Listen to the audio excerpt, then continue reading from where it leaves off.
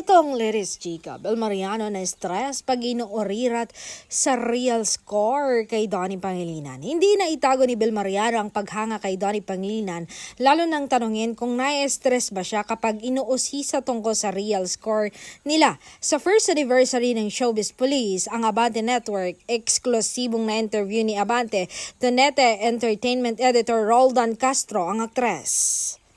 Direktang sinabi ni Belle, hindi ko naman po i-deny na si Donnie talaga is a special person. He's not just a blessing to me, but a blessing to our supporters too. Talagang sobrang husay niya. He's the type of guy na he's always gonna be there for you. He's gonna support you no matter what. At nang tanungin kung boyfriend material ba si Donnie, simple at diretso rin naging sagot ni Belle, oo naman, boyfriend material talaga si Donnie. Samantala, excited ng fans ng Don Bell dahil magkakasamang muli ang dalawa sa isang bagong pelikula ngayong 2026.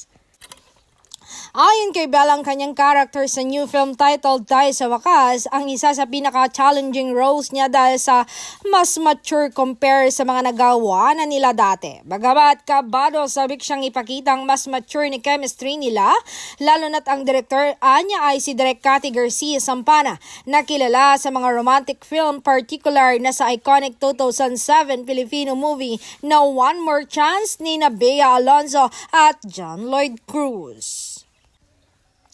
Hindi na nakakapagtaka kung ma-excite ang mga fanay sa new project ng New Gen Phenomenal Love Team dahil last project nila ay noon pang 2022, ang An Inconvenient Love.